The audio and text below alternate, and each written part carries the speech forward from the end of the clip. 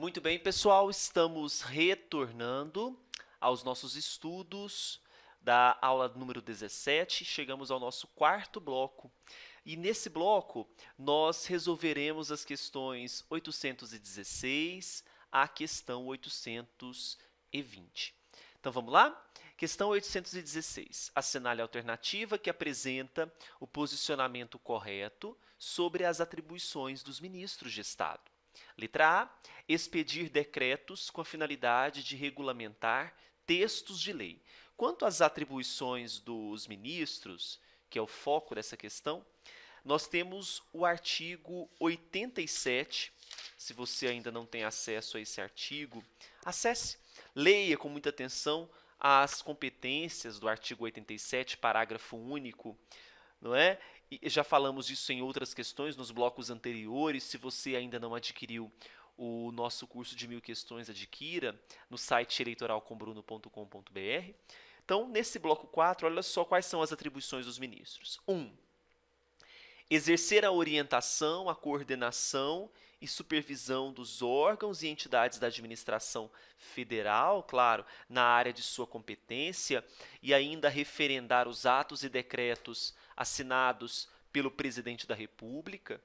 2. Expedir instruções para a execução das leis, decretos e regulamentos. Então, é expedir instruções. Já prejudica a letra A. B. Praticar atos atinentes a outras pastas. Claro que não. Olha só o inciso 4 do mesmo artigo 87. Praticar os atos pertinentes às atribuições que lhe forem outorgadas ou delegadas pelo presidente. Então, está falsa a letra B. Letra C. Apresentar ao presidente da República relatório semestral de sua gestão frente ao respectivo ministério. O relatório ele é semestral, de fato? Não. Olha o inciso 3. Apresentar ao presidente um relatório anual de sua gestão. Falsa a letra C. Letra D. Conceder por delegação do presidente indulto. E aí? Essa atribuição é do ministro de Estado?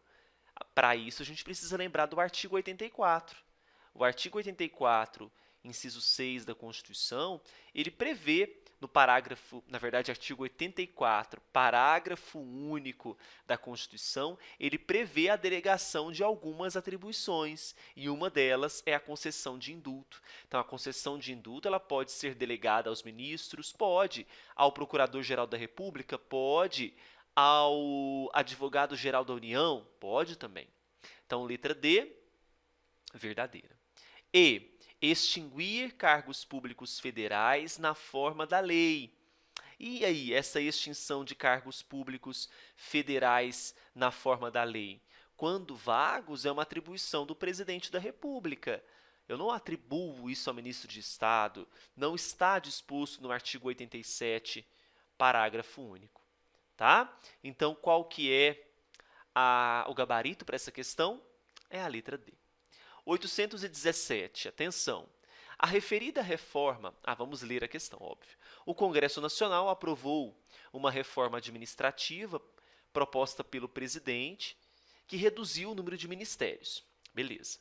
Nesse contexto, o Ministério do Trabalho e Emprego e o Ministério da Previdência Social, eles foram fundidos, tornando-se Ministério do Trabalho e Previdência Social. A partir dessa situação hipotética, julgue o item a seguir. E aí? A referida reforma administrativa poderia ter se materializado com a edição de decreto autônomo em decorrência do poder regulamentar do presidente da República? Veja, então olha, essa reforma de fusão de ministérios pode ser feita por decreto autônomo? Não, não pode. Sabe por quê? Olha só o que prevê o artigo 84. Na verdade, eu quero o artigo 88. O artigo 88 ele prevê que a lei, atenção, a lei disporá sobre a criação e extinção de ministérios e órgãos da administração pública. Então, é somente a lei.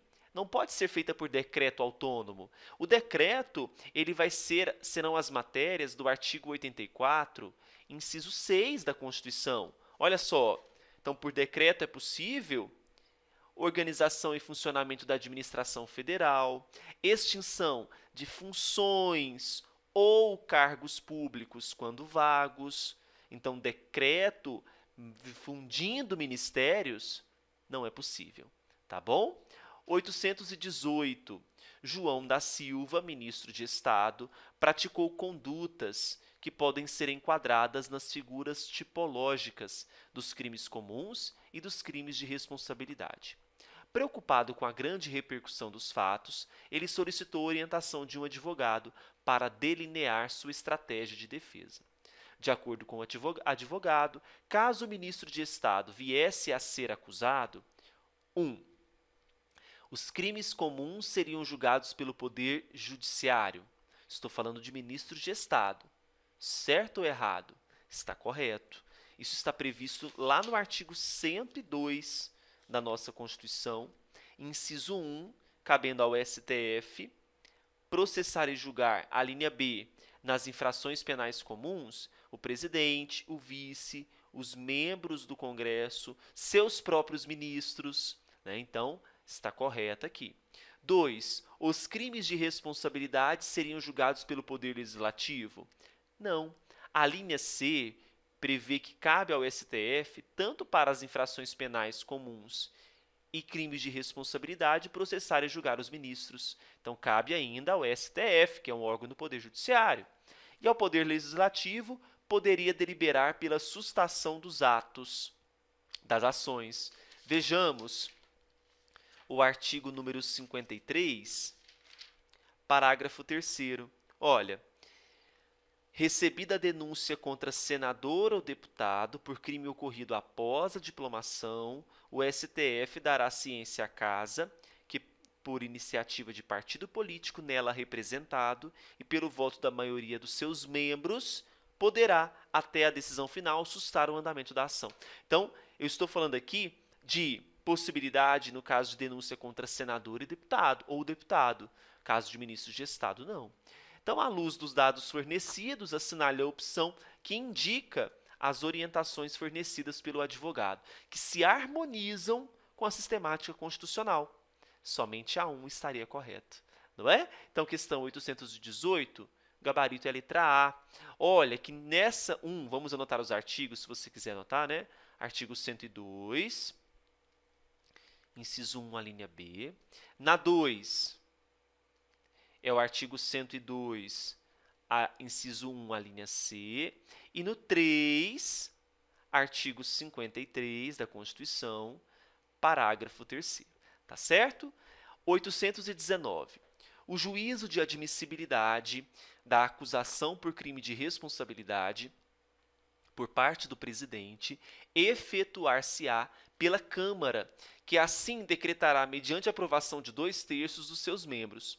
A partir desse momento, o presidente ficará suspenso das suas funções pelo prazo máximo de 180 dias. Não, gente, claro que não. É importante que eu tenha o juízo de admissibilidade ainda onde? No Senado Federal, porque eu estou falando de um crime de responsabilidade. Então, não é assim, a partir do momento desse juízo na Câmara, já fica suspenso? Não. Aquela ADPF que eu já havia citado, 378, prevê a necessidade desse juízo de admissibilidade no Senado. Então, está incorreta a questão 819. Se você também quiser fazer a leitura do artigo 86, parágrafo 1º, ele também traz informações relevantes. Olha, o presidente ficará suspenso de suas funções, inciso 2, nos crimes de responsabilidade após a instauração do processo pelo Senado Federal. Tá? 820. Considere a seguinte situação hipotética. O presidente, no lapso temporal de 5 dias, praticou 3 atos distintos. Representou o Brasil na sua relação internacional com outro Estado estrangeiro, praticando assim um ato de chefia de Estado. 2. Editou medida provisória com força de lei. E 3. Julgou o processo administrativo disciplinar. Qual dessas é função típica do Executivo? Só um. representar o Brasil com o Estado estrangeiro é chefia de Estado, é atribuição executiva. Agora, editar medida provisória, função atípica, legislativa. Julgar processo administrativo disciplinar, atípica, função jurisdicional. Então, só o primeiro ato, que é uma função típica do Poder Executivo, gabarito letra A. Tá bom, pessoal? Fechamos, então, o nosso quarto bloco. Vamos caminhar agora para o bloco número 5, a metade da nossa aula 17. Até mais.